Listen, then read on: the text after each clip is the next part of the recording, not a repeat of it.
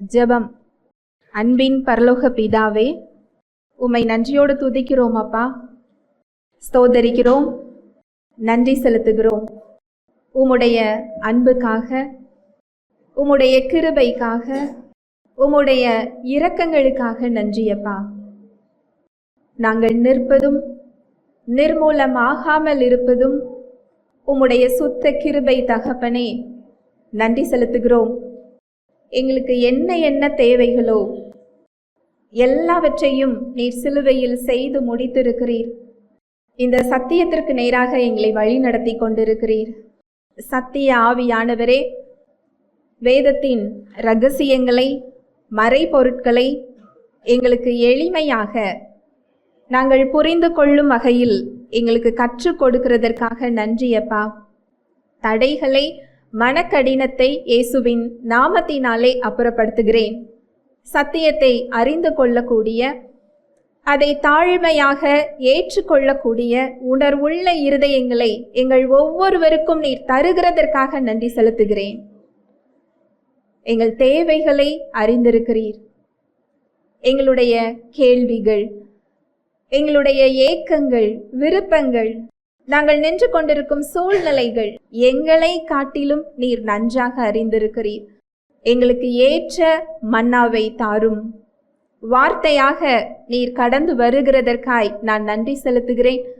உம்முடைய வார்த்தையை நீர் அற்புதங்களினாலும் அடையாளங்களினாலும் உறுதிப்படுத்துகிறதற்காக நன்றி செலுத்துகிறேன். என்னை முழுமையாக அர்ப்பணிக்கிறேன். இயேசுவின் மூலம் ஜெபிக்கிறேன் நல்ல பிதாவே, ஆமென். Praise the Lord. Hallelujah. Thank you Jesus. ஆண்டவராகிய இயேசு கிறிஸ்துவின் இரத்தத்தை குறித்து நாம் தியானித்து கொண்டிருக்கிறோம். ஆண்டவராகிய இயேசு கிறிஸ்துவின் இரத்தம் நம்மை பாவங்களற கழுவி நீதிமானாக்கி இருக்கிறது. தேவனோடு நம்மை ஒப்புரவாக்கி இருக்கிறது. நம்மை ஆவியில் புதிய சிருஷ்டியாக மாற்றி இருக்கிறது.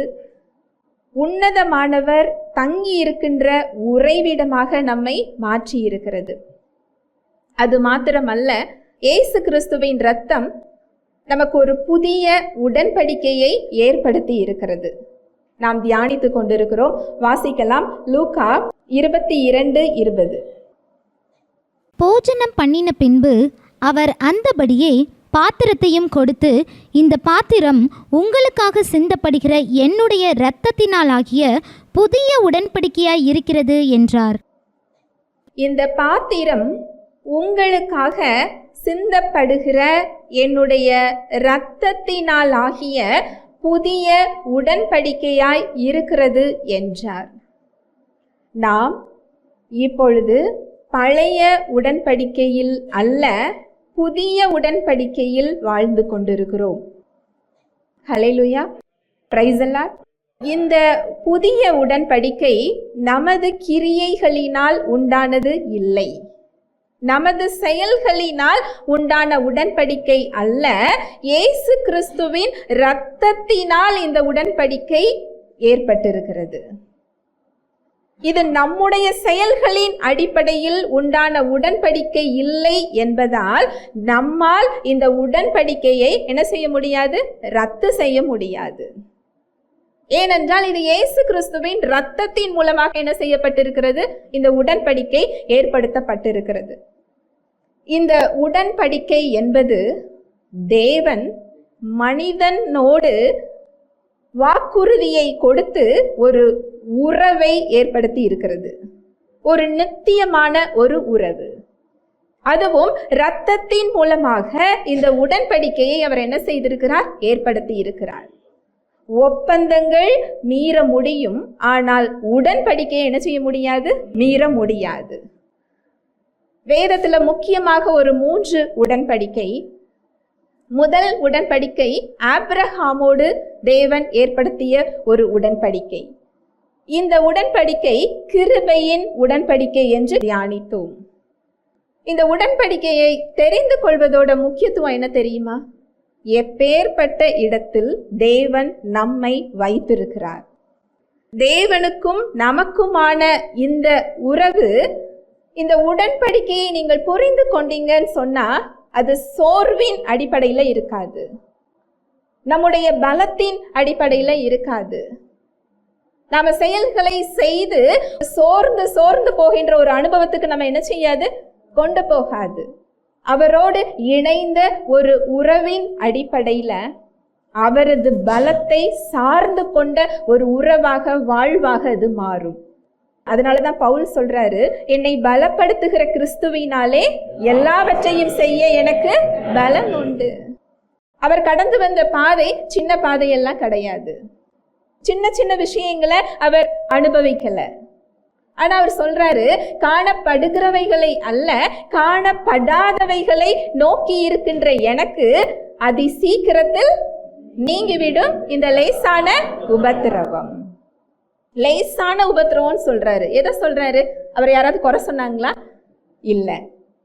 அவர் அடிக்கப்பட்டார், அவர் சிறைச்சாலையில போடப்பட்டார், இன்னும் அவர் பட்டினியினாலையும் குளிர்னாலையும் கள்ளர்கள்னாலையும் அந்நிய ஜனத்தினாலையும் சொந்த ஜனத்தினாலையும் என்ன செஞ்சாரா? பாடுகளை அனுபவித்தார். கிறிஸ்துவை அறிகிற அறிவின் மேன்மைக்காக லாபமாய் கருதிய எல்லாவற்றையும் அவர் என்ன செஞ்சாரா? நஷ்டம் என்று எண்ணினாரா? நல்லா கவனிக்கணும். அவர் நஷ்டத்தை நஷ்டம்னு சொல்லி என்ன செய்யல, சொல்லல. லாபமாய் கருதியவைகள். நம்மால ஒரு நண்பர்களோடு செலவழிக்கிற சின்ன நேரத்தை கூட அவருக்காக என்ன செய்ய முடியல, கொடுக்க முடியல. ஆனா அவர் லாபமாய் கருதியவைகளை நஷ்டம் என்று எண்ணினார். இது எல்லாமே புதிய உடன்படிக்கையில் நமக்கு கொடுக்கப்பட்ட வாழ்வு, சுதந்திரம், வல்லமை, விடுதலை, மீட்பு, உறவு. உன்னதர் உலகத்தை படைத்தவர் நமக்குள் வாசம் செய்கிறார். நமது செயல்களின் அடிப்படையில் இல்லை, இயேசு கிறிஸ்து சிந்தின இரத்தத்தின் அடிப்படையில். நாம் இந்த உறவை அன்பு செய்து பெற்றுக்கொள்ளவில்லை, அவர் அன்பு செய்ததினால் இந்த உறவை நாம் என்ன செஞ்சிருக்கிறோம், பெற்றுக்கொண்டிருக்கிறோம். இந்த உறவை நாம் இழந்து போக போறதும் இல்லை. ஏனென்றால் ஒரு நித்தியமான உறவை இந்த ரத்தம் என்ன செஞ்சிருக்கு, ஏற்படுத்தி இருக்கிறது. தேவன் அவருடைய இருதயம், அவரது விருப்பம் எப்பொழுதுமே கிருபையின் இருதயம்தான். இது புதிய உடன்படிக்கையில் இந்த கிருபை தோன்றவில்லை. நமக்கு அவருடைய இருதயம் புரியல. அதனால்தான் அவருடைய உறவு கடினமாக இருக்கு. அவரிடம் நெருங்கி செல்வதற்கு பயமாக இருக்கிறது. அதைவிட உலகம் அதிக இன்பமாக இருக்கிறது. முதலில் இருந்தே, ஆரம்பத்தில் இருந்தே அவருடைய இருதயம் கிருபையின் இருதயம்தான். ஏன் தெரியுமா? அவர் ஆபிரகாமோட ஏற்படுத்திய உடன்படிக்கை கிருபையின் உடன்படிக்கை. இந்த கிருபையின் உடன்படிக்கை என்பது ஆபிரகாம் எந்த செயல்களையும் செய்ய வேண்டியதில்லை, அவர் விசுவாசித்தால் போதும், அது அவருக்கு நீதியாக என்ன செய்யப்பட்டது, எண்ணப்பட்டது. வாசிக்கலாம். ஆதியாகமம் 15:6. அவர் கர்த்தரை விசுவாசித்தார், அதை அவர் அவருக்கு நீதியாக எண்ணினார். என்ன வாக்குத்தத்தம் கொடுக்கிறார்? ஆதியாகமம் 12:2-3 சொல்லப்பட்டிருக்கு, நான் உன்னை ஆசீர்வதிப்பேன், உனக்குள் பூமியில் உள்ள சகல ஜாதிகளும் ஆசீர்வதிக்கப்படும். இதற்கு ஆபிரகாம் என்ன செய்தார் என்றால் ஒன்று செய்யல, விசுவாசித்தார், அது அவருக்கு என்ன செய்யப்பட்டது, நீதியாக எண்ணப்பட்டது. தேவன் இந்த உடன்படிக்கையை ஏற்படுத்தினாரே, இந்த விசுவாசத்தின் அடிப்படையிலான இந்த உடன்படிக்கைக்கு 430 வருடங்கள் கழித்துதான் எது வந்தது, நியாயப்பிரமாணம். இந்த நியாயப்பிரமாணம் கொடுத்த தேவன் கொடுத்த நோக்கமே வேற. ஆனால் இந்த நியாயப்பிரமாணத்தை வைத்து எப்படி மக்களை வஞ்சிக்க வேண்டுமோ அந்த அளவுக்கு சாத்தான் என்ன செய்யறான், வஞ்சித்து கொண்டிருக்கிறான். இந்த வாக்குத்தத்தத்தின் அடிப்படையிலான விசுவாசத்தின் அடிப்படையிலான இந்த உடன்படிக்கை ஏற்படுத்தப்பட்டு 430 வருடங்கள் கழித்து எந்த உடன்படிக்கை வருது? நியாயப்பிரமாணம் மோசே மூலமாக கொடுக்கப்பட்டது. இந்த மோசே மூலமாக வந்த இந்த பழைய உடன்படிக்கை நியாயப்பிரமாணத்தின் அடிப்படையிலான உடன்படிக்கை.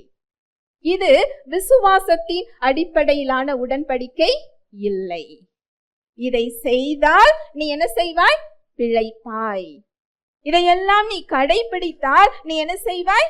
ஜீவனை பெற்றுக்கொள்ளுவாய். ஆசீர்வாதத்தை என்ன செய்வாய்? பெற்றுக்கொள்ளுவாய். இதையெல்லாம் நீ செய்யவில்லை என்றால் சொல்லப்பட்டிருக்கின்ற சாபங்கள் என்ன செய்யும்? வலிக்கும். இதுதான் நியாயப்பிரமாணத்தின் மூலமாக பண்ணப்பட்ட உடன்படிக்கை. இங்க பவுல் சொல்லுகிறார், வாசிக்கலாம், கலாத்தியர் 3:17, 18, 19. ஆதலால் நான் சொல்லுகிறதென்னவெனில், கிறிஸ்துவை முன்னிட்டு தேவனால் முன் உறுதி பண்ணப்பட்ட உடன்படிக்கையை 430 வருஷத்திற்கு பின்பு உண்டான நியாயப்பிரமாணமானது தள்ளி வாக்குத்தத்தத்தை வியர்த்தமாக்க மாட்டாது. நான் சொல்லுகிறது என்னவெனில், கிறிஸ்துவை முன்னிட்டு. இங்க ஆபிரகாமோடு பண்ணின உடன்படிக்கை யார முன்னிட்டு பண்றாரா? அப்ப கிறிஸ்து வந்திருந்தாரா? இல்ல. ஆபிரகாமோடு பண்ணிய உடன்படிக்கை யாரை நிறுத்தி பண்ணப்பட்ட உடன்படிக்கை? கிறிஸ்துவை முன்னிறுத்தி பண்ணப்பட்ட உடன்படிக்கை. இயேசு கிறிஸ்து இதைதான் சிலுவையில் நிறைவேற்றுகிறார். கிறிஸ்துவை முன்னிட்டு தேவனால் முன் உறுதி பண்ணப்பட்ட உடன்படிக்கையை 430 வருடத்திற்கு பின்னால் வந்த இந்த நியாயப்பிரமாணம் என்ன செய்ய முடியாது? ரத்து பண்ண முடியாது. அப்படி என்றால் ஆபிரகாமோடு பண்ணிய உடன்படிக்கை வேற, நியாயப்பிரமாணம் கொடுக்கப்பட்டதோட நோக்கம் வேற. ரெண்டுமே வேறு வேறு. இந்த நியாயப்பிரமாணம் கொடுக்கப்பட்டதோட நோக்கம் என்ன? அடுத்த வசனம். அன்றியும் சுதந்திரமானது நியாயப்பிரமாணத்தினாலே உண்டானால் அது வாக்குத்தத்தத்தினாலே உண்டாயிராது. தேவன் அதை ஆபிரகாமுக்கு வாக்குத்தத்தத்தினாலே அருளி செய்தாரே. அன்றியும் சுதந்திரம். சுதந்திரம் என்பது தேவன் கொடுத்திருக்கின்ற உரிமைகள், ஆசீர்வாதங்கள், அவர் கொடுக்கின்ற வாழ்வு. இந்த சுதந்திரம் நியாயப்பிரமாணத்தினாலே உண்டானால், அதாவது நீங்கள் செய்கின்ற செயல்களினால் அந்த சுதந்திரத்தை பெற முடியும் என்றால் அந்த வாக்குத்தத்தத்தை அவர் ஆபிரகாமுக்கு என்ன செஞ்சிருக்க மாட்டாரு? கொடுத்திருக்க மாட்டார். நான் சொல்றது புரியுதா? இந்த சுதந்திரம் நியாயப்பிரமாணத்தினால் வருவது இல்லை. அப்படி வருமானால் அது வாக்குத்தத்தத்தினால் அது என்ன செஞ்சிருக்காது? உண்டாயிராது. தேவன் அந்த வாக்குத்தத்தத்தினால் அந்த உடன்படிக்கையை, அந்த சுதந்திரத்தை எப்படி கொடுத்திருக்கிறாரா? வாக்குத்தத்தத்தினால் அருளி செய்தாரே. அடுத்த வசனம். அப்படியானால் நியாயப்பிரமாணத்தின் நோக்கம் என்ன? வாக்குத்தத்தத்தை பெற்ற சந்ததி வருமளவும் அது அக்கிரமங்களின் நிமித்தமாக கூட்டப்பட்டு தேவதூதரை கொண்டு மத்தியஸ்தன் கையிலே கட்டளையிடப்பட்டது. அப்படியானால் நியாயப்பிரமாணத்தின் நோக்கம் என்ன? அது ஒரு தற்காலிகமான ஒரு உடன்படிக்கை. அது வாக்குத்தத்தத்தின் அடிப்படையிலான உடன்படிக்கை அல்ல. அது ஆபிரகாமோடு பண்ணிய உடன்படிக்கை அல்ல. அப்படியானால் அது எதற்கு கொடுக்கப்பட்டது? இங்கு வசனம் சொல்லுது பாருங்க, வாக்குத்தத்தத்தை பெற்ற சந்ததி. அதுக்கு முந்தின வசனத்துல என்ன பார்த்தோம்? கிறிஸ்துவை முன்னிட்டு பண்ணப்பட்ட உடன்படிக்கை. அப்போ ஆபிரகாம் மூலமாக அவர் யாரோடு உடன்படிக்கை பண்ணி இருக்கிறார்? அவருடைய சந்ததியான கிறிஸ்துவுடனே கூட அந்த உடன்படிக்கை என்ன செய்யப்பட்டிருக்கு? பண்ணப்பட்டிருக்கிறது. இன்னும் அங்க பவுல் அழகாக சொல்லுவார், இதுல சந்ததிகள் என்று சொல்லாமல் சந்ததி என்று ஒருவரை குறித்தது என்ன செய்யப்பட்டிருக்கு? சொல்லப்பட்டிருக்கு. ஆபிரகாமுக்கு சந்ததின்னு எடுத்துக்கொண்டா எவ்வளவு பெரிய சந்ததிகள் இருப்பாங்க இல்லையா? இதுல சந்ததிகள் என்று சொல்லாமல் சந்ததி என்று ஒருவரை குறித்து சொல்லப்பட்டிருப்பதினால் அந்த சந்ததி கிறிஸ்து என்று அவர் கூறுகிறார். கலாத்தியர் 3:16. ஆபிரகாமுக்கும் அவருடைய சந்ததிக்கும் வாக்குத்தத்தங்கள் பண்ணப்பட்டன. சந்ததிகளுக்கு என்று அநேகரை குறித்து சொல்லாமல் உன் சந்ததிக்கு என்று ஒருவரை குறித்து சொல்லியிருக்கிறார். அந்த சந்ததி கிறிஸ்துவே. ஆபிரகாமுக்கும் அவருடைய சந்ததிக்கும் வாக்குத்தத்தங்கள் பண்ணப்பட்டன. சந்ததிகளுக்கு என்று அநேகரை குறித்து சொல்லாமல் உன் சந்ததிக்கு என்று ஒருவனை குறித்து சொல்லி இருக்கிறார். அந்த சந்ததி யாரா? கிறிஸ்துவே. 18வது வசனத்தை பார்த்தால், அன்றியும் சுதந்திரமானது நியாய பிரமாணத்தினாலே உண்டானால் அது வாக்கு தத்தத்தினாலே உண்டாயிராது. தேவன் அதை ஆபிரகாமுக்கு வாக்கு தத்தத்தினால் அருளி செய்தாரே. அப்படியானால் நியாய பிரமாணத்தின் நோக்கம் என்ன? வாக்கு தத்தத்தை பெற்ற சந்ததி வருமளவும் அது அக்கிரமங்களின் நிமித்தமாக கூட்டப்பட்டு, கிறிஸ்து வருகிற வரைக்கும் இந்த சட்டம் நம்ம எல்லோரையும் அது அடைத்து வைத்திருந்தது, பாவங்களுக்கு கீழாக. இன்னும் நான் புரியும்படி சொல்றேன். ரோமர் 3:20. இப்படி இருக்க பாவத்தை அறிகிற அறிவு நியாய பிரமாணத்தினால் வருகிறபடியால் எந்த மனுஷனும் நியாய பிரமாணத்தின் கிரியைகளினாலே தேவனுக்கு முன்பாக நீதிமானாக்கப்படுவதில்லை. இப்படி இருக்க பாவத்தை அறிகிற அறிவு நியாய பிரமாணத்தினால் வருகிறபடியால். எத்தனை பேர் நான் நியாய பிரமாணத்தை கடைபிடித்தால் பரலோகம் போவேன்னு சொல்லி நம்பிக்கிட்டு இருக்கிறோம்? நான் சொல்ல வர்றது புரியுதா? இந்த செயலெல்லாம் செய்தால்தான் என்னை தேவன் பரலோகத்திற்கு ஏற்றுக்கொள்ளுவார் என்று எத்தனை பேர் நம்புகிறோம்? ஆனா இங்க நியாய பிரமாணம் கொடுக்கப்பட்டதோட நோக்கம் என்னவா? இப்படி இருக்க பாவத்தை அறிகிற அறிவு எதன் மூலம் வருதா? நியாய பிரமாணத்தின் மூலம் வருகிறது. அது பாவத்தை வெளிப்படுத்துவதற்கு, பாவம் என்று உணர்த்துவதற்கு, பாவத்தை குறித்த அறிவை நமக்கு அது என்ன செய்து தருகிறது. அது ஒரு சட்டம். நியாய பிரமாணத்தில் குறையில்லை. பவுல் சொல்றாரு ரோமர் 7வது அதிகாரத்தில், அது பரிசுத்தம் உள்ளது, அது நீதியுள்ளது, அது நன்மையானது. அந்த கற்பனை நீதியுள்ள கற்பனையாய் இருக்கிறது. பிரச்சனை நியாய பிரமாணத்திடம் இல்லை. பிரச்சனை அந்த நியாய பிரமாணம் செய்ய சொன்ன மனிதனிடத்தில் இருக்கிறது. அதை செய்யக்கூடிய பலம் யார்கிட்ட இல்ல? மனிதன் கிட்ட இல்ல. நம்ம ரோட்ல நடந்து போய்கிட்டு இருக்கிறோம். அங்க டிராபிக் சிக்னல் இருக்குது. சிவப்பு கலர் லைட்னா நிக்கணும், பச்சை கலர் லைட்னா என்ன செய்யணும்? போகணும். இது ஒரு சட்டம். இந்த சட்டம் இல்லாமல், இந்த சிக்னல் இல்லாமல் யாருக்காவது அதுல நிற்கணும் போகணுங்கிறது தெரியுமா? அங்க ஒரு சட்டம் இருக்கும் போதுதான் அதை மீறுகிறது தவறு. அதை மீறினால் அபராதம், தண்டனை.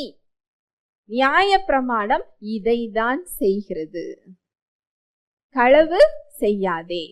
இப்படி ஒரு சட்டம் இல்லை என்றால் யாருனாலும் எதனால என்ன செய்யலாம்? எடுத்துக்கொள்ளலாம். யாருடைய பொருளை வேண்டுமானாலும் தூக்கி கொள்ளலாம். பிறனுக்குரியதை இச்சிக்காதே என்று ஒரு சட்டம் இருக்கும் போதுதான் அடுத்தவன் பொருள் மேல நமக்கு என்ன வராது? இச்சிக்கிறது. அதாவது இச்சை வரும். நம்மளோட மனுஷ இயல்பு அதுதான். நம்மிடம் இருப்பதை விட அடுத்தவர்கள்ட்ட இருக்கதான் எப்படி இருக்கும்? ரொம்ப அழகா இருக்கும், அட்ராக்ட் பண்ணும், கவர்ச்சிகரமாக இருக்கும். ஏனென்றால் இந்த பாவ இயல்பை அந்த நியாய பிரமாணம் தூண்டுகிறது, வெளிக்கொண்டு வருகிறது. அதுதான் பவுல் சொல்றாரு, நியாய பிரமாணம் வந்த பிறகு எனக்குள்ள உள்ள பாவம் உயிர் கொண்டதுன்னு சொல்றாரு. ஏனென்றால் இயல்பாகவே அந்த பாவம் இருந்தது. அந்த சட்டத்தை பார்க்கும் போது நமக்கு இன்னும் கொஞ்சம் என்ன வருது? பாவம் செய்ய தூண்டுகிறது. நியாய பிரமாணத்தோட வேலை இதுதான். இன்னும் சொல்ல போனா, நம்ம கண்ணாடியை பார்க்கிறோம். நம்முடைய முகத்துல கரை இருக்குது. அந்த கண்ணாடியை பார்க்கும்போது முகத்துல உள்ள கரை என்ன செய்யும்? தெரியும். ஆனா அந்த கண்ணாடி முகத்துல உள்ள கரையை போக்க முடியுமா? முகத்துல உள்ள கரையை எது போக்கும்? நம்முடைய கை எடுத்ததை என்ன செய்யும்? தொடைக்கும், இல்லையா?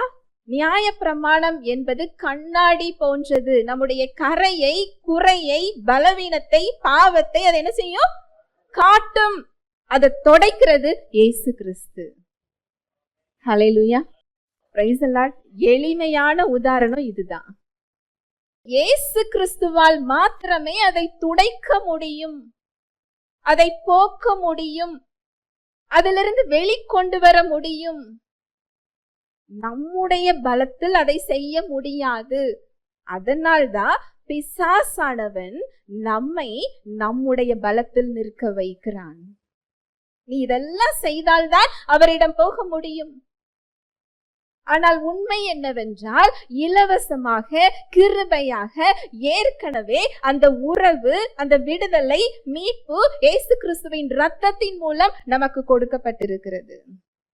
அந்த உறவில் தான் நாம் நின்று கொண்டிருக்கிறோம், அந்த விடுதலையில் தான் நாம் நின்று கொண்டிருக்கிறோம்.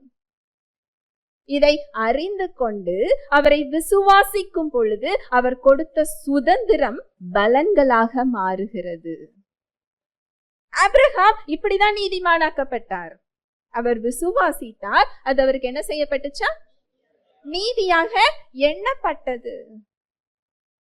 இந்த நியாய பிரமாணம் அந்த வாக்குத்தத்தம் பண்ணப்பட்ட சந்ததி வரும் வரைக்கும் எல்லோரையும் பாவத்தின் கீழ் ஏகமா என்ன செஞ்சுதா? அடைத்து போட்டது. அந்த வாக்குத்தத்தம் பண்ணப்பட்ட சந்ததியாகிய கிறிஸ்து வந்த பிறகு அவரிடம் வழி நடத்தி செல்லக்கூடிய உபாத்தியாக அது என்ன செய்தா இருக்கிறது. இந்த ஆபிரகாமோடு தேவன் பண்ணிய விசுவாச உடன்படிக்கை, கிருபையின் உடன்படிக்கைக்கு இந்த நியாய பிரமாணம், அந்த பழைய உடன்படிக்கை ஒரு பாலமாக துணை செய்கிறது. கிருபையை பெற்றுக்கொள்வதற்கு மக்களை தயார்படுத்துகிறது. நியாய பிரமாணத்தோட நோக்கம் அதுதான்.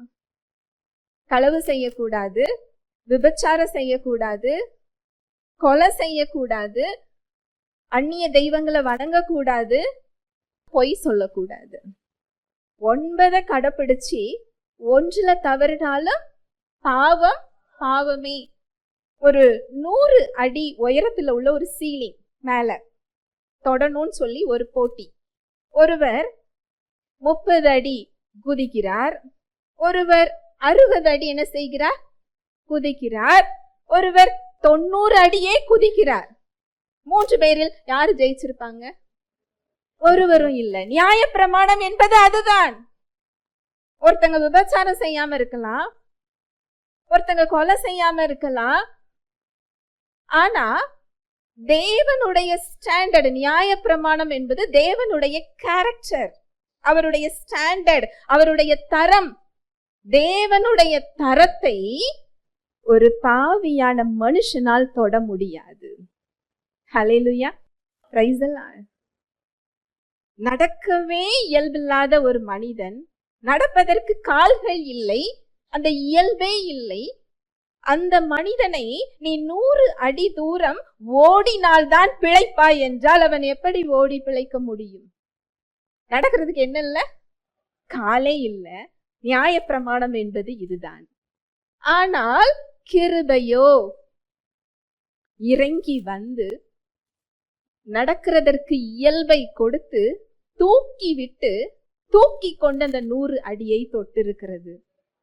ஹல்லேலூயா, பிரைஸ் தி லார்ட்.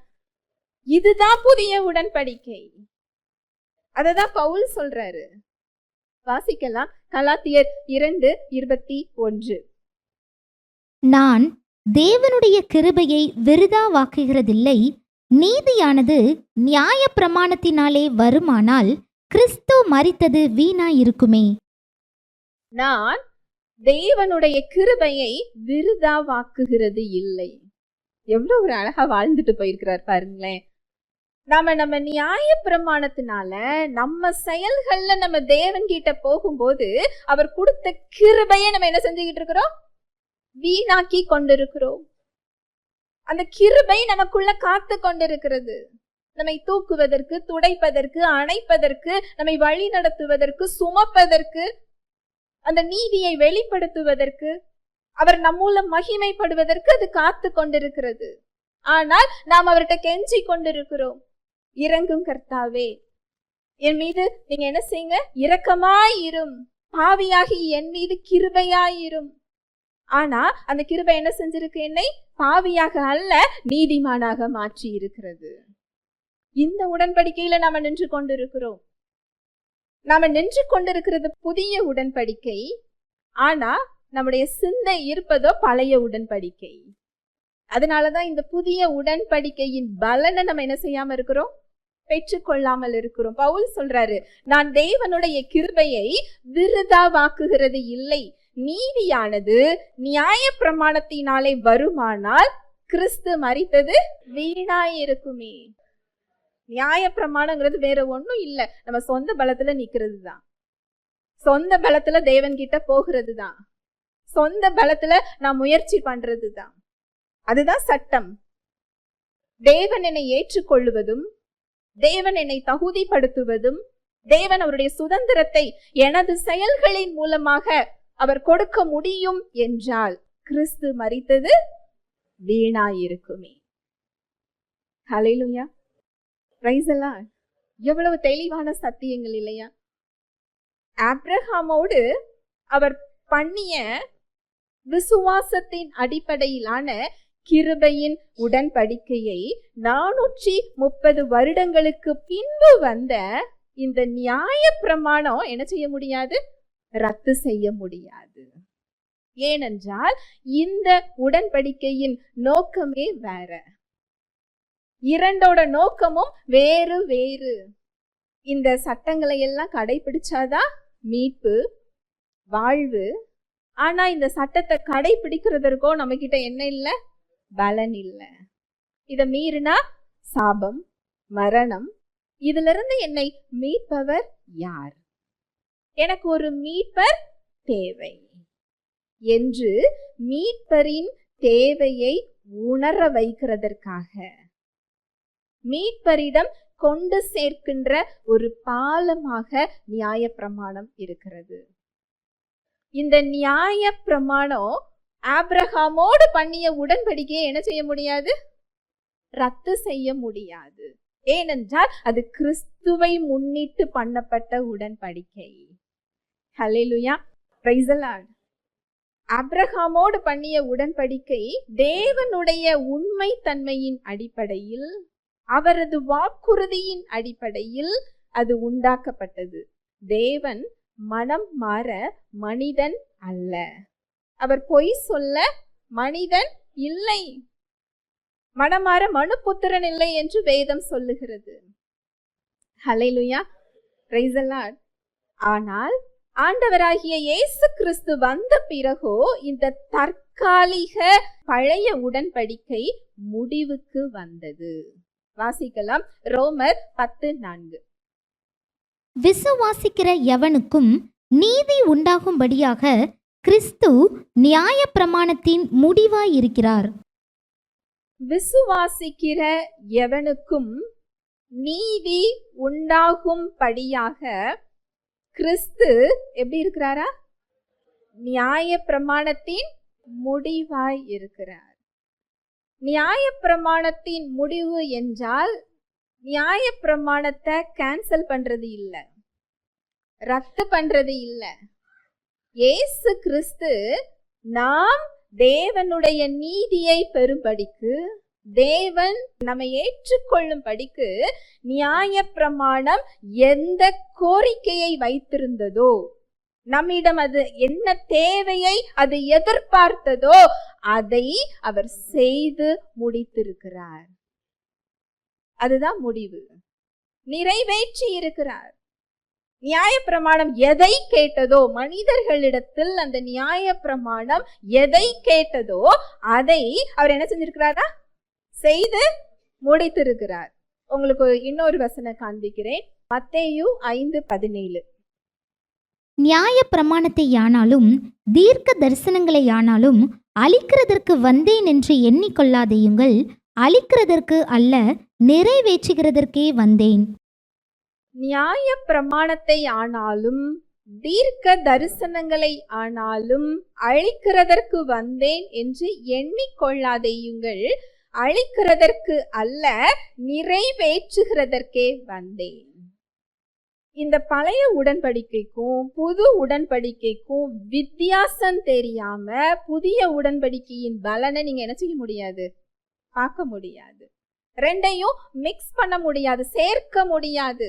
இயேசு கிறிஸ்து சொல்றாரு, புது திராட்சை ரசத்தை பழைய துருத்தியில என்ன செய்ய முடியாது, வைக்க முடியாது. புது துணியை பழைய துணியோட என்ன செய்ய முடியாது, வைக்க முடியாது. ரெண்டும் ஒண்ணு என்ன செய்யும், கிழித்து போடும், வீணாகி விடும்னு சொல்றாரு.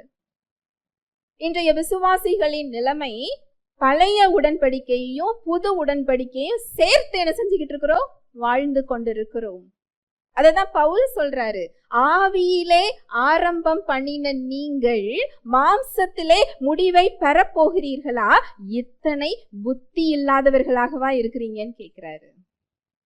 ஏனென்றால் நம்ம ரட்சிக்கப்படும் பொழுது நம்முடைய செயல்களின் அடிப்படையில இந்த ரட்சிப்பை என்ன செய்யல, பெறல. இயேசு கிறிஸ்துவை நம்ம விசுவாசிக்கும் பொழுது பரிசுத்த ஆவியானவர் மரித்திருந்த நம்முடைய ஆவியை என்ன செய்கிறார், உயிர்ப்பிக்கிறார். இது முழுவதும் தேவனுடைய கிருபை. ஆவியில் மரித்திருந்த நாம் கிறிஸ்துவை ஜீவனாக என்ன செய்கிறோம், பெற்றுக்கொள்ளுகிறோம். ஒரு புதிய ஜீவனை, புதிய ஆவியை பெற்றுக்கொள்ளுகிறோம். இது நம் செயல்களின் அடிப்படையில இல்ல, பரிசுத்த ஆவியானவரின் செயலின் அடிப்படையில்.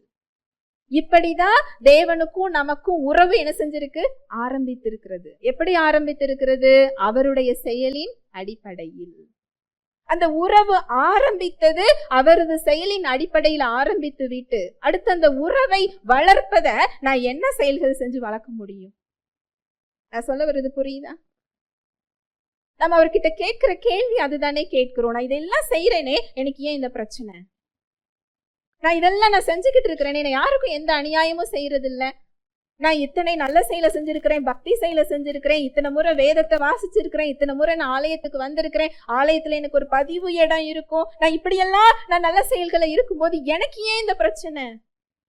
கேட்கிறோமா இல்லையா? பரிசையன் மாதிரி சொல்றோமா இல்லையா? நான் உபவாசிக்கிறேனே, நான் போடாத உபவாசம் இல்லை, பண்ணாத ஜெபம் இல்லை, என்னுடைய முழங்கால் எல்லாம் தேய்ந்து போயிருக்கிறது, என் கண்ணீரை அவர் துருத்தியில வைக்கணும் நம்ம கேட்கிறோம் இல்லையா? ஆனா நம்ம ஆரம்பம் பண்ண உறவு எப்படி ஆரம்பிச்சிருக்கிறோம்? ஆவியில ஆரம்பம் பண்ணியிருக்கிறோம், நம்ம செயல்களின் அடிப்படையில இல்ல. ஃபவுண்டேஷன் எப்படி போடுறோமோ பில்டிங்கும் அப்படிதானே மேல வரணும் இல்லையா? ஆவியில ஆரம்பம் பண்ணிட்டு மாம்சத்துல எப்படி பில்டிங்கை கட்ட முடியும்?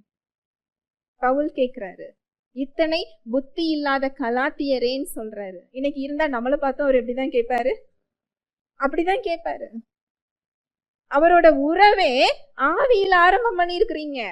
அந்த உறவை வளர்க்கிறதும் விசுவாசத்துலதான் நீங்க வளர்க்க முடியும். உங்க கிரியையில நீங்க என்ன செய்ய முடியாது, வளர்க்க முடியாது. அதனாலதான் சோர்வு வருது. நான் இத்தனை முறை பைபிளை வாசிக்கிறது ஒரு கடமையா, டியூட்டியா, ஒரு ஃபார்மலா. நான் வாசிச்சா எனக்கு ஆசீர்வாதம், இன்னைக்கு வாசிக்கலாட்டி எனக்கு குற்றம் மனப்பான்மை. அதனால என்ன செஞ்சுட்டு இருக்கிறேன், வாசிச்சுக்கிட்டு இருக்கிறேன். எத்தனை பேர் அதை ஆசையாக வாசிக்கிறோம்? நமக்கு பிடித்த ஒருவரிடம் இருந்து, ஒரு நண்பரிடம் இருந்தோ, ஒரு வாழ்க்கை துணையிடம் இருந்தோ, பிள்ளைகளிடம் இருந்தோ ஒரு மெசேஜ் வந்ததுன்னா எத்தனை முறை எடுத்து வாசிக்கிறோம் இல்லையா? வேதம் என்பது தேவன் நமக்கு எழுதிய அன்பின் மடல். அவருடைய இருதயத்தை அதில் காண்பித்திருக்கிறார்.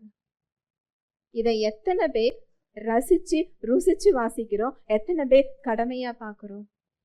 ஏனென்றால் அது வாசிச்சா எனக்கு ஆசீர்வாதம், அதனாலதான் அது எனக்கு பாரமாவே இருக்கு. அது அன்பின் கடிதமா இன்னும் நமக்கு என்ன செய்யல, தெரிகிறது இல்லை. அதற்குள் அவர் இருதயம் இருக்கிறது, அவரது அன்பு இருக்கிறது, கிருபை இருக்கிறது, உங்களை தேடுகின்ற ஏங்குகின்ற இருதயம் அதில் இருக்கிறது. அது பேசும், நீங்க நிக்கிற இடத்தை அது காண்பிக்கும், நீங்க மாற வேண்டிய இடத்தை அது உணர்த்தும், உங்க கையை பிடிச்சு தூக்கும், வழி தவறி போகும்போது இது இல்லை என்றது என்ன செய்யும், பேசும். அது பேசும், பேசும் தெய்வம். நம்ம கிரியையில தேடுறதுனால அது எப்படி இருக்குதுன்னா ஒரு டியூட்டியா, ஒரு வேலையா, ஒரு கடமையா அது இருக்குது. இதுதான் நம்ம பலத்துல நிற்கிறதற்கும் விசுவாசத்துல அவருடைய உறவுல போறதுக்கும் உள்ள வித்தியாசம். அதுதான். ஹல்லேலூயா, பிரைஸ் தி லார்ட். வாசிக்கலாம் மத்தேயு 5:17. நியாய பிரமாணத்தை யானாலும் தீர்க்க தரிசனங்களை யானாலும் அழிக்கிறதற்கு வந்தேன் என்று எண்ணிக்கொள்ளாதேயுங்கள், அழிக்கிறதற்கு அல்ல நிறைவேற்றுகிறதற்கே வந்தேன். நியாயப்பிரமாணத்தை ஆகிலும் தீர்க்க தரிசனங்களை ஆனாலும் அழிக்கிறதற்கு வந்தேன் என்று எண்ணிக்கொள்ளாதேயுங்கள், அழிக்கிறதற்கு அல்ல, நிறைவேற்றுகிறதற்கே வந்தேன். நியாயப்பிரமாணத்தின் முடிவாய் இருக்கிறார் என்பதன் பொருள், நம்மால் நியாயப்பிரமாணத்தை என்ன செய்ய முடியாது? கடைபிடிக்க முடியாது. உங்களுக்கு இன்னும் ஒரு வசனம் நான் காண்பிக்கிறேன். ரோமர் 8:3. அதெப்படியெனில் மாம்சத்தினால் பலவீனமாயிருந்த நியாயப்பிரமாணம் செய்யக்கூடாததை தேவனே செய்யும்படிக்கு தம்முடைய குமாரனை பாவ மாம்சத்தின் சாயலாகவும் பாவத்தை போக்கும் பலியாகவும் அனுப்பி மாம்சத்திலே பாவத்தை ஆக்கினைக்குள்ளாக தீர்த்தார். என்ன ஒரு அன்பு பாருங்களேன். அது எப்படி எனில், மாம்சத்தினாலே பலவீனமாயிருந்த நியாயப்பிரமாணம் செய்யக்கூடாததை. அப்படின்னா என்ன அர்த்தம் தெரியுமா? கொஞ்ச நேரத்துக்கு முன்னாடி பார்த்தோம் இல்லையா? ஒரு கண்ணாடி நம்முடைய குறைகளை என்ன செய்யும்? காண்பிக்கும். அந்த கண்ணாடிக்கு குறைய என்ன செய்ய முடியாது? போக்கக்கூடிய சக்தி கிடையாது. நியாயப்பிரமாணத்தோட பலவீனம் அதுதான். அதற்கு நம்மால் உயிர் கொடுக்க முடியாது. நியாயப்பிரமாணத்திற்கு நம்மை மீட்க முடியாது, நமக்கு ஜீவனை கொடுக்க முடியாது. அது ஒரு சட்டம். அதுதான் சொல்லுது, மாம்சத்தினாலே பலவீனமாயிருந்த நியாயப்பிரமாணம் செய்யக்கூடாததை தேவனே செய்யும்படிக்கு. ஹல்லேலூயா, பிரைஸ் தி லார்ட். அவர் எதுக்கு இறங்கி வந்தாரா? நம்மால எதை செய்ய முடியாதோ அத அவர் செய்யும்படிக்கு தம்முடைய குமாரனை பாவ மாம்சத்தின் சாயலாகவும் பாவத்தை போக்கும் பலியாகவும் அனுப்பி மாம்சத்திலே பாவத்தை ஆக்கினைக்குள்ளாக தீர்த்தார். அவர் சிலுவையில ரத்தம் சிந்தினதோட நோக்கம் இதுதான். நியாயப்பிரமாணம் ஒரு தேவையை உணர்த்தியது. என்ன தேவையை உணர்த்தியது? பாவமுள்ள மனிதனால் தேவனுக்கு அருகில் என்ன செய்ய முடியாது? போக முடியாது. இந்த பாவத்திற்கு ஒரு தண்டனை உண்டு. அந்த தண்டனை மரணம். ரத்தம் சிந்துதல் இல்லாமல் பாவ மன்னிப்பு இல்லை. இந்த பாவத்திற்கு ஒரு நியாய தீர்ப்பு உண்டு. நியாயப்பிரமாணம் அதுதான் சொல்லுது. அது ஒரு தேவையை காண்பிக்கிறது. ஒரு ரத்தம் சிந்தப்பட வேண்டும். அதனுடைய தண்டனை மரணம் தான். இந்த கோரிக்கைகளை, இந்த தேவைகளை இயேசு கிறிஸ்து நிறைவேற்றினார். ஹல்லேலூயா, பிரைஸ் தி லார்ட். 3 விதமான சட்டங்கள். முதல் சட்டம் தேவனுடைய தரத்தின்படி நம்ம பார்த்தோம் இல்லையா? நியாயப்பிரமாணம். நியாயப்பிரமாணம் என்பது தேவனுடைய தரம். தேவனுடைய தரத்தின்படி எது சரி, எது தவறு. உலகத்துல ஒரு ஸ்டாண்டர்ட் இருக்கலாம், ஆனா தேவனோட ஸ்டாண்டர்ட் வேற. அவருடைய தரத்தின்படி எது சரி தவறு என்பதுதான் மாரல் லா, சரியான செயல்கள்.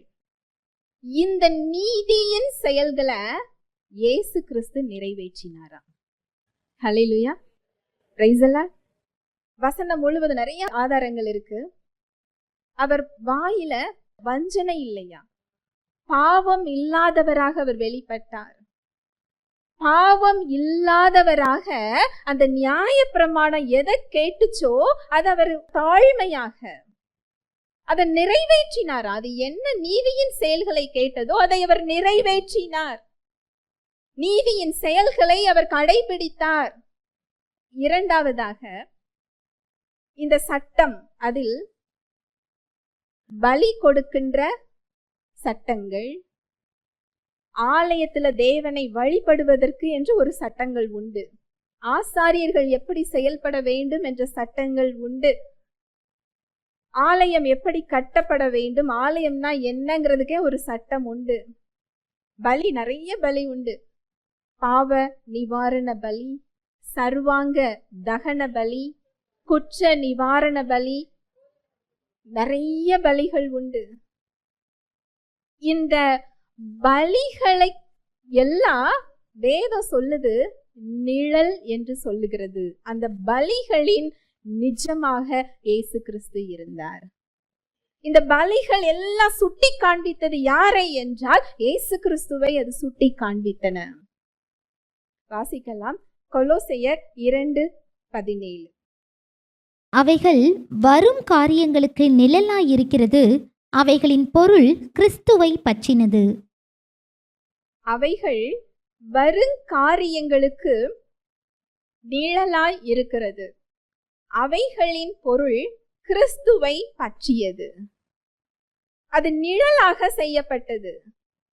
வரும் காலத்தில் இயேசு கிறிஸ்து மூலமாக எது நிறைவேற போகிறதோ, எந்த கிருபையை நாம் பெற்றுக்கொள்ள போகிறோமோ, எந்த தேவனுடைய உறவை நாம் பெற்றுக்கொள்ள போகிறோமோ, அதற்கு நிழலாக அந்த காரியங்களை தேவன் நடத்த சொன்னார்.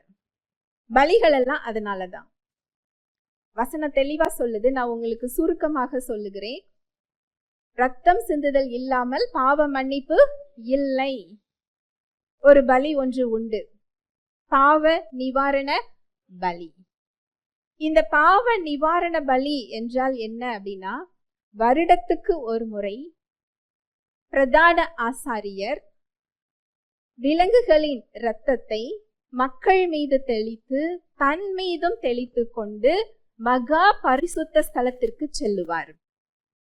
அங்கு உள்ள உடன்படிக்கை பெட்டியின் மீது இருக்கின்ற கிருபாசன தண்டையில் அந்த இரத்தத்தை என்ன செய்வார்? தெளிப்பார்.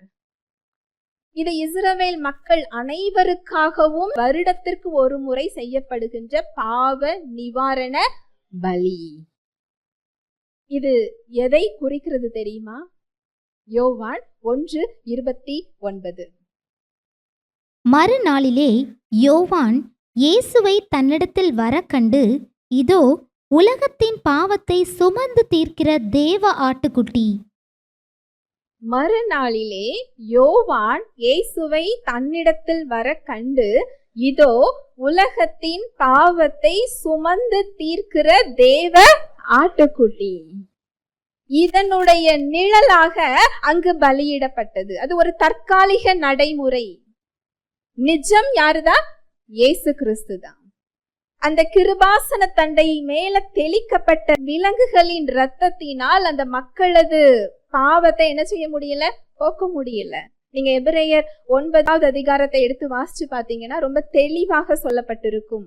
காளை, வெள்ளாட்டுக்கடா ஆகியவற்றின் இரத்தம் பாவத்தை நிவர்த்தி செய்ய மாட்டாதே. அந்த விலங்குகளின் இரத்தம் அவற்றை மூடியது. ஆனால் இயேசு கிறிஸ்துவின் இரத்தமோ நம்மை பாவங்களற என்ன செஞ்சிருக்குதா? கழுவி இருக்கிறது. ஹல்லேலூயா, பிரைஸ் தி லார்ட். வாசிக்கலாம் எபிரேயர் 9:12. வெள்ளாட்டுக்கடா, இளங்காளை இவைகளுடைய இரத்தத்தினாலே அல்ல, தம்முடைய சொந்த இரத்தத்தினாலும் ஒரே தரம் மகா பரிசுத்த ஸ்தலத்திலே பிரவேசித்து நித்திய மீட்பை உண்டு பண்ணினார். வெள்ளாட்டுக்கடா, இளங்காளை இவைகளுடைய இரத்தத்தினாலே அல்ல, தம்முடைய சொந்த இரத்தத்தினாலும் ஒரே தரம் மகா பரிசுத்த ஸ்தலத்திலே பிரவேசித்து எதை கொடுத்திருக்கிறாரா? நித்திய மீட்பு. என்றால் என்ன? நிரந்தரமான மீட்பு. நிரந்தரமான மீட்புனா என்ன அர்த்தம்? இன்னைக்கு வாங்கி நாளைக்கு தொலைஞ்சு போறது இல்லை. ஹல்லேலூயா, பிரைஸ் தி லார்ட். நித்தியமானது என்றால் நிரந்தரமானது, மாறாதது, என்றென்றைக்கும் ஆனது. இந்த மீட்பு என்னோட நல்ல செயல்கள்னால என்ன செய்யப்படல? கொடுக்கப்படல, அவரது இரத்தத்தினால். ஹல்லேலூயா, பிரைஸ் தி லார்ட். இந்த சத்தியத்தை நீங்க தெரிஞ்சுக்கிட்டீங்கன்னா அவரிடம் செல்வதற்கு உங்களுக்கு தைரியம் வரும். ஏன் செயல்கள்ல இல்ல, காளை வெள்ளாட்டுக்கடா ரத்தத்துல இல்ல, தம்முடைய சொந்த ரத்தத்தினால் என்னை ஒரே தரம் தினம் தினம் வந்து என்னை கழுவ வேண்டிய அவசியம் இல்ல. எவ்வளவு பெரிய மீட்பு இல்லையா? அங்கு ஆட்டுக்குட்டியாகவும் அவர் செயல்படுகிறார், பிரதான ஆசாரியனாகவும் செயல்படுகிறார். ஹல்லேலூயா, பிரைஸ் தி லார்ட். ஏனென்றால் இந்த காளை வெள்ளாட்டுக்கடா இரத்தத்தை மூடும் பொழுது அது அநேக முறை தேவைப்பட்டது. திரும்ப திரும்ப அந்த பலி என்ன செய்ய வேண்டியிருந்தது? செலுத்த வேண்டியிருந்தது. அவைகளால் பூரணமாக்க முடியவில்லை, பாவத்தை போக்க முடியவில்லை. மகா பிரதான ஆசாரியர் அவருக்கும் அந்த தகுதி இல்லை. தன் மீதும் அவர் என்ன செஞ்சுக்கிட்டாரா? தெளிச்சுக்கிட்டு தான் உள்ள என்ன செய்கிறார்? போகிறார். இந்த 2 வேலையையும் அவரே என்ன செய்து கொண்டார்? எடுத்துக்கொண்டார். ஆட்டுக்குட்டியும் அவரே, ரத்தமும் அவருடையதே, மகா பிரதான ஆசாரியரும் அவரே. அங்கு ஆரோன் லேவி கோத்திரத்துல அவங்க செஞ்ச வேலைகள் எல்லாம் கிறிஸ்துவை குறித்த நிழல். நிஜம் யாரு? இயேசு கிறிஸ்து. இதுதான் நியாயப்பிரமாணத்தின் முடிவாய் இருக்கிறார். அந்த நியாயப்பிரமாணம் எதை கேட்டதோ அந்த கோரிக்கைகளை, அந்த தேவையை அவர் சிலுவையில் நிறைவேற்றி இருக்கிறார். மகா பிரதான ஆசாரியராக, பிரதான ஆசாரியரோட வேலை என்ன தெரியுமா? தேவனுக்கும் மனிதனுக்கும் இடையில ஒரு மீடியேட்டரா இருக்கிறது, மத்தியஸ்தரா இருக்கிறது. ஆனா இந்த பிரதான ஆசாரியர்கள் நம்மை போன்ற பாவ இயல்பில் உள்ளவர்கள். ஆனால் இன்றைக்கு இந்த பிரதான ஆசாரியர் இல்ல, பாவம் இல்லாத மகா பிரதான ஆசாரியராக எப்பொழுதும் தேவனுடைய பிரசன்னத்தில் நமக்காக வேண்டுதல் செய்கிறவராக இருக்கிறாரா? ஹல்லேலூயா, பிரைஸ் தி லார்ட். இன்னும் அநேக பலிகள், சடங்காச்சாரங்கள், பாரம்பரியங்கள், முறைகள், தூபம் காட்டுறது, தேவனுடைய உடன்படிக்கை பெட்டிக்கு முன்னாடி அந்த பரிசுத்த ஸ்தலத்துல தூபம் காட்டுறது, தேவனுக்கு சுகந்த வாசனையாக காட்டுறது. இந்த தூபம் காட்டுறத வசனங்கள் சொல்லுது ஜெபம் என்று சொல்லுகிறது. வெளிப்படுத்துதல்ல சொல்லப்பட்டிருக்கு. அந்த தூபத்தோடு அவர்கள் செய்கின்ற வேண்டுதல் தேவனுடைய சமூகம் முன்பாக என்ன செய்கிறது? செல்கிறது, சுகந்த வாசனையாக. இங்க இன்னொரு வசனம் சொல்லப்பட்டிருக்கு.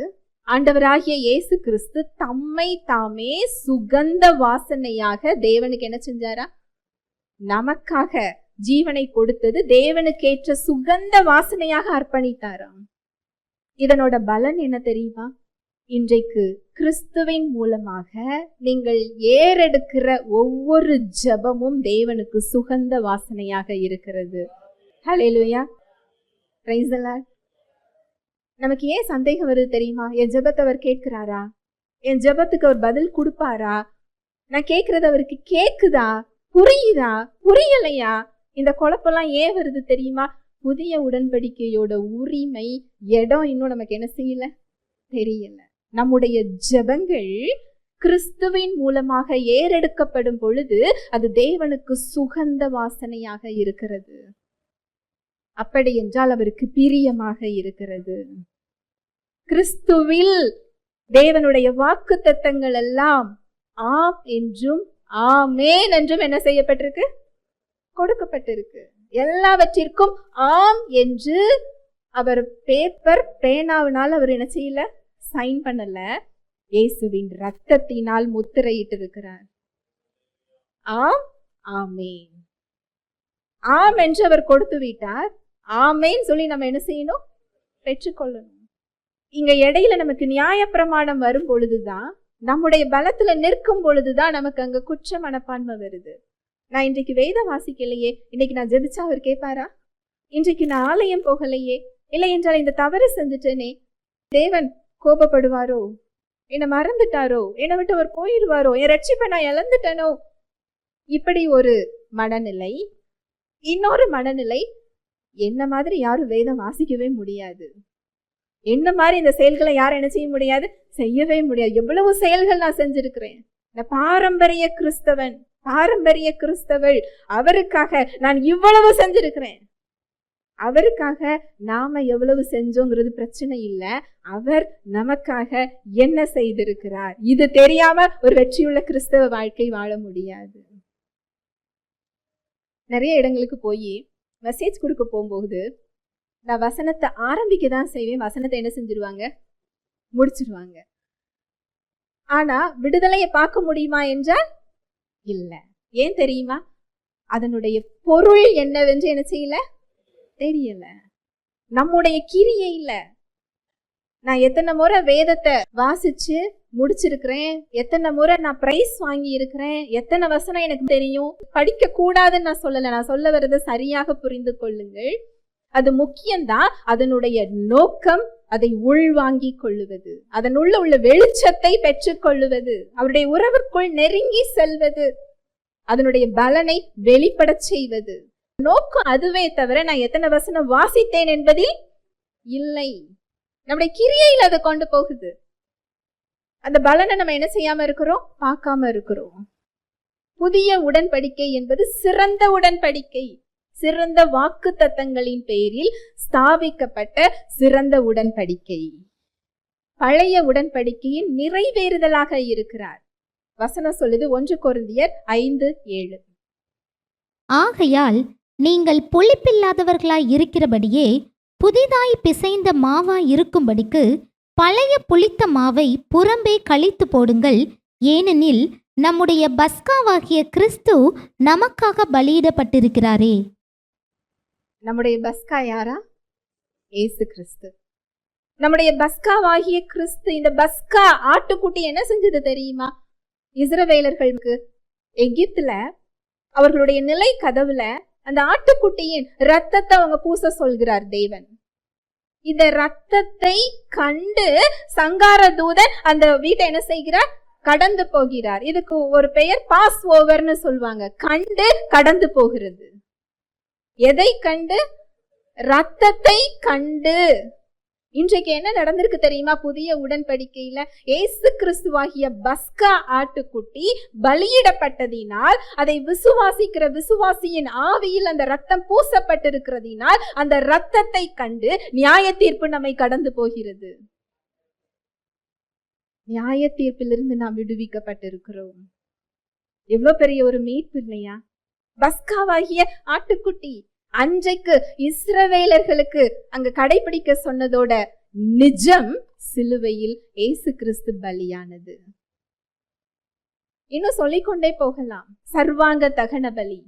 இது பாவ நிவாரண பலி கிடையாது. இது அன்பையும் அர்ப்பணிப்பையும் குறிக்கின்ற பலி, முழுவதும் சுட்டரிக்கின்ற ஒரு பலி. அந்த ஆட்டுக்குட்டிய எரிச்சிருவாங்க. இயேசு கிறிஸ்து சர்வாங்க தகன பலியாக தம்மையே அன்பின் நிமித்தம் அர்ப்பணித்த பலி. அந்த அர்ப்பணிப்புக்குள்ளதான் இன்றைக்கு நீங்களும் நானும் இருக்கிறோம். இப்படி ஒரு சுகந்த வாசனையாதான் அவர் உங்களையும் என்ன செய்து கொண்டிருக்கிறார்? பார்த்து கொண்டிருக்கிறார். அங்க சொல்லப்பட்ட சடங்குகள், அந்த சுத்திகரிப்பு முறைகள், அந்த ஆசாரியர்கள் எல்லாம் கை கால்கள் எல்லாம் அத்தனை முறை சுத்திகரிக்கணும். சுத்திகரிச்சுட்டுதான் அங்க உடன்படிக்கை பெட்டி முன்னாடியோ அந்த ஆலயத்துக்குள்ளேயோ அவங்க என்ன செய்ய முடியும். இந்த சுத்திகரிப்பை இன்றைக்கு இயேசு கிறிஸ்துவின் ரத்தம் நம்மை சுத்திகரித்திருக்கிறது. பரிசுத்த ஆவியானவர் நம்முடைய சிந்தனைகளையும் செயல்களையும் சுத்திகரிக்க இப்போ நமக்குள்ள காத்து கொண்டிருக்கிறார். அவருடைய வார்த்தை தண்ணீராக நமக்கு என்ன செய்யப்பட்டிருக்கு? கொடுக்கப்பட்டிருக்கிறது. இந்த சுத்திகரிப்பு இன்னும் நடந்து கொண்டே இருக்கிறது. செய்து முடிக்கப்பட்ட ஒரு உடன்படிக்கையில நின்று கொண்டிருக்கிறோம். ஆலயம் இயேசு கிறிஸ்துவின் ரத்தம் சிந்தப்பட்டு எல்லாம் முடிந்தது என்று நியாயப்பிரமாணம் எந்த கோரிக்கைகளை எல்லாம் கேட்டதோ, எந்த டிமாண்ட் அது மனுஷங்க மேல வைத்ததோ, அதை எல்லாம் செய்து முடித்து இட் இஸ் finished, எல்லாம் முடிந்தது என்று சொல்லும் பொழுது ஆலயத்துல உள்ள உடன்படிக்கை பெட்டிக்கும் அந்த பரிசுத்த ஸ்தலத்துக்கும் இடையில உள்ள திரைச்சீலை மேல இருந்து 2 என்ன செஞ்சுதா? கிழிந்தது. அப்படின்னா என்ன அர்த்தம் தெரியுமா? தேவனுடைய பிரசன்னத்துக்கு ஒரு சாதாரண மனுஷனால என்ன செய்ய முடியாது? போக முடியாது.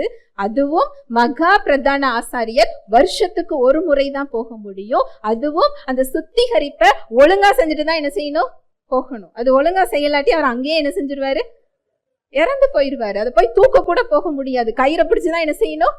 இழுக்கணும். அப்படிப்பட்ட பிரசன்னம் அந்த இடத்திலிருந்து கிளம்பி விசுவாசிகளின் ஆவியில் வாசம் செய்ய தயாராகிவிட்டது. அவருடைய பிரசன்னத்திற்கு எப்பொழுது வேண்டுமானாலும் நாம் செல்லலாம். எந்த நபரும் நடுவராக தேவையில்லை. எவ்வளவு பெரிய கிருபை இல்லையா? புது உடன்படிக்கை என்பது அதுதான். அந்த திரை கிழிந்ததன் மூலம் இன்றைக்கு நீங்களும் நானும் ஆலயமாக இருக்கிறோம். நீங்களே அந்த ஆலயம் என்று வசனம் சொல்லுகிறது. இன்றைக்கு கட்டிடங்களில் அல்ல, அவர் எங்க இருக்கிறாரு? நமக்குள்ள இருக்கிறாரு. நாம் அவரை ஆராதிக்க ஒரு இடத்துல கூடுகிறோம், அவ்வளவுதான். ஆலயம் யாரு? நடமாடும் ஆலயங்கள் நீங்களும் நானும் தான். அவருடைய பிரசன்னத்தின் மகிமையே வேற. அந்த பிரசன்னம் எங்க இறங்குகிறதோ அங்க இடி முழக்கம் தான், அங்க புகை காடுதான். அந்த சத்தத்தை கேட்டு இஸ்ரவேல் மக்கள் அவர்கிட்ட பேசினா நாங்கெல்லாம் செத்து போயிருவோம், நீங்களே கேட்டு சொல்லுங்கன்னு மோசே கிட்ட என்ன செய்யறாங்க, சொல்றாங்க. அந்த பிரசன்னம் இன்றைக்கு ஒரு விசுவாசியின் ஆவியில் இருக்கிறது. இதுதான் புதிய உடன்படிக்கை. வந்து வந்து போகல, எப்பொழுதும் என்றென்றைக்கும் நித்தியமாக நம்முடைய கிரியைகளின் அடிப்படையில இல்ல. அந்த கூடார பண்டிகைங்கிறது அதுதான். இந்த இஸ்ரவேல் மக்களை 7 நாட்கள் கூடாரங்களில் தங்கி அங்கு தேவன் வனாந்தரத்தில் அவர்களை எப்படி வழி நடத்தினார், அந்த ஆசரிப்பு கூடாரத்தில் அவருடைய மகிமை எப்படி அவர்களோடு தங்கி இருந்தது, அவருடைய பிரசன்னம் அவர்களை எப்படி பராமரித்தது, வழி நடத்தியது, பாதுகாத்தது, இதையெல்லாம் நினைவு கூறும்படி ஒரு கூடார பண்டிகை கொண்டாட சொல்லுகிறார். இன்னைக்கு அந்த பண்டிகையின் நிறைவேறுதலில் நீங்களும் நானும் நின்று கொண்டிருக்கிறோம். அந்த கூடாரத்தில் இருந்த பிரசன்னம் அந்த கூடாரத்தை பெயர்த்து கொண்டு எங்க வந்திருக்கு, நமக்குள்ள இருந்து கொண்டிருக்கிறது. இன்னும் சொல்லிக்கொண்டே போகலாம். ஒவ்வொரு சடங்குகளும், ஒவ்வொரு சுத்திகரிப்பு முறைகளும், ஒவ்வொரு பலிகளும், பண்டிகைகளும், 7 பண்டிகைகள், முக்கியமான பண்டிகைகள். முதல் கனிய படைக்கிற ஒரு பண்டிகை, பெந்தைக்கோஸ்தே பண்டிகை, 50வது நாள் கொண்டாடுகிற பண்டிகை, இது எல்லாவற்றினுடைய நிஜமாக இயேசு கிறிஸ்து இருக்கிறார். இது ஒவ்வொன்றோட நிஜமாக அவர் இருந்து கொண்டிருக்கிறார். பொருள் கிறிஸ்துவை பற்றினது. இன்றைக்கு தேவன் பக்கத்துல போறதுக்கு, அவருடைய உறவுல வளர்கிறதுக்கு, அந்த சுதந்திரத்தை நான் பெற்றுக்கொள்றதுக்கு எந்த சடங்குகளும் தேவையில்லை, எந்த பாரம்பரியங்களும் தேவையில்லை, எந்த பலியும் தேவையில்லை.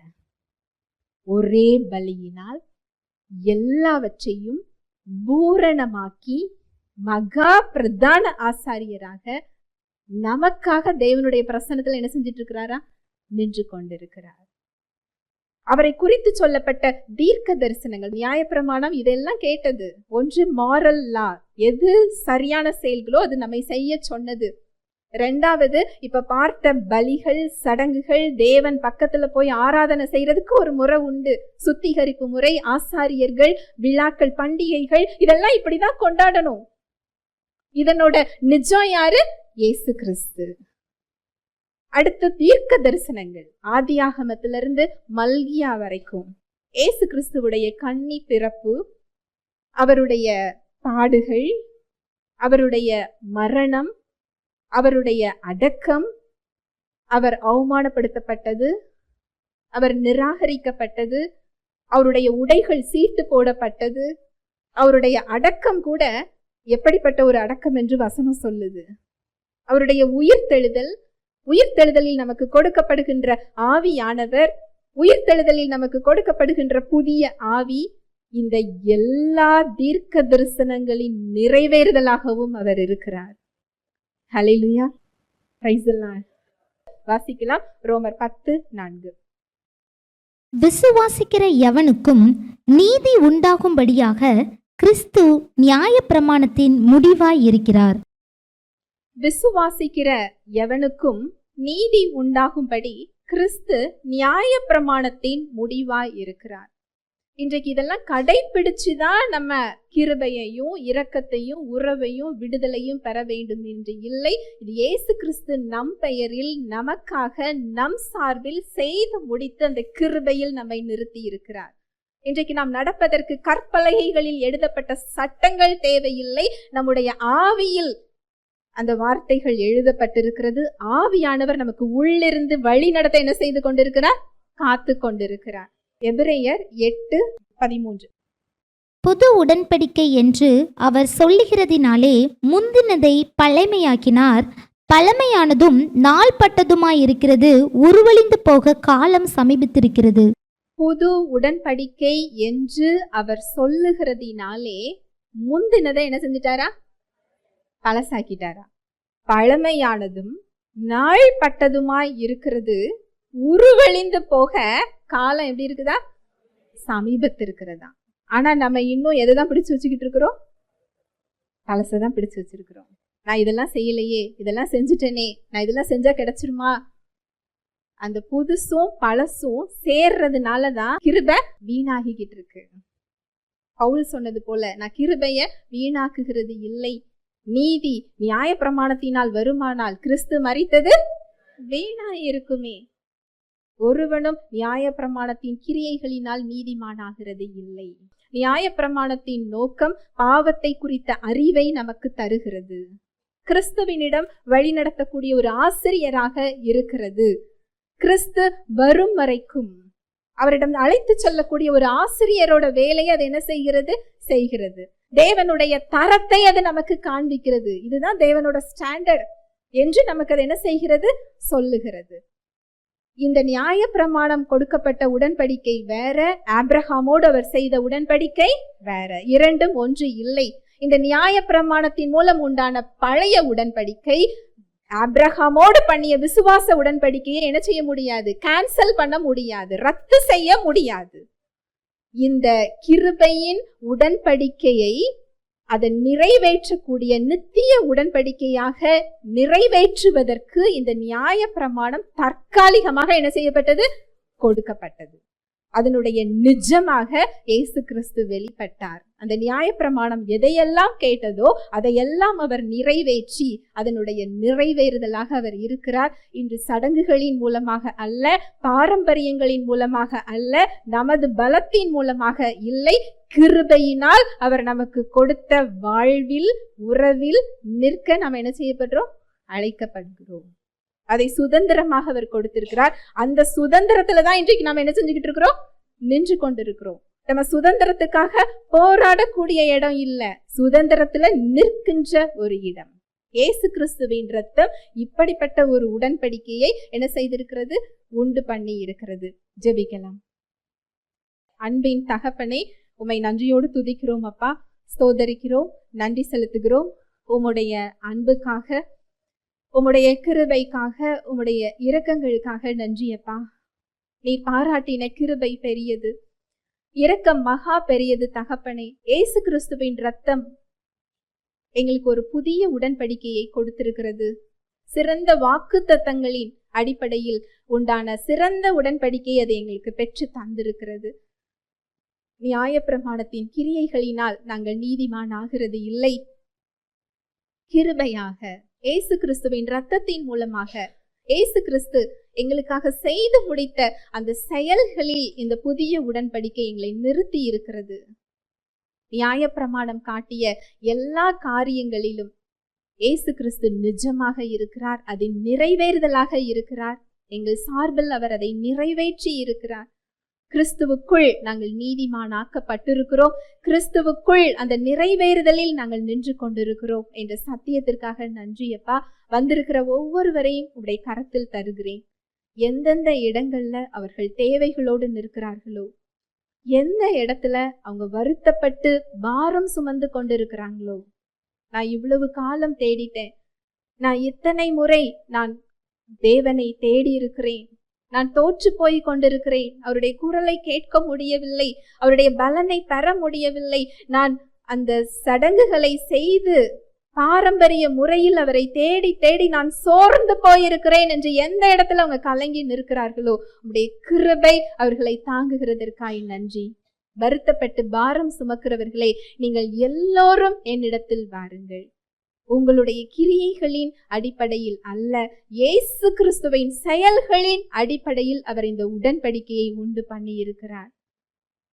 வாக்குத்தத்தமானது நீதியினால் உண்டாகவில்லை, அந்த சுதந்திரமானது நீதியினால் உண்டாகவில்லை, அது இயேசு கிறிஸ்துவின் இரத்தத்தின் மூலம் அந்த சுதந்திரம் நமக்கு கொடுக்கப்பட்டிருக்கிறது என்ற சத்தியத்திற்காக நன்றி அப்பா. என்ன தேவையில இருக்கிறாங்களோ அந்த தேவைகள் அவங்களுக்கு சந்திக்கப்பட்டதற்காக நன்றி. தடைகளை நீக்கி போடுகிற ஜெய கிறிஸ்து முன் செல்கிறதற்காக நன்றி அப்பா. நம்முடைய கிருபை அவர்களை பலப்படுத்துகிறதற்காக நன்றி. அந்த கிருபையில உம்மோடு கூடிய உறவை அவர்கள் வளர்க்கிறதற்காக நன்றி அப்பா. உம்மில் வேர்கொள்ள செய்கிறதற்காக நன்றி. சத்தியம் அவர்களை விடுதலை ஆக்குகிறதற்காக நன்றி. அவங்க செய்வதெல்லாம் வாய்க்க செய்கிறதற்காக நன்றி. தடைகளை நீக்கி போடுகிற ஜெய கிறிஸ்து முன் செல்கிறதற்காக நன்றி.